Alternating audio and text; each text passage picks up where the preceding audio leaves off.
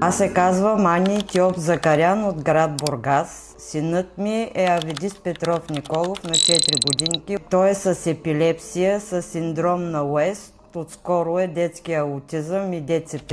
Дойдохме в тази клиника, една моя приятелка, нейното дете е аутист и тя ме посъветва да дойда тук да направим стволови клетки. И дойдохме най-вече за консултация за стволови клетки, за да може да има подобрение и моето дете. Да може да говори, да бяга като другите деца, тъй като той има и увреждане в мозъка и е умствено изостанал. Ние сме за първи курс, трета вливка.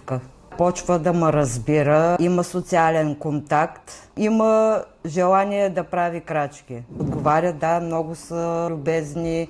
Когато искам да питам нещо, веднага ми пишат. Да действат смело и да се доверят на интуицията си и да идват тук, защото аз съм много доволна от отношения, от доктори. Никъде не съм виждала такова добро отношение към моето дете. Просто да идват тук, защото това са доктори за мен с голямо сърце.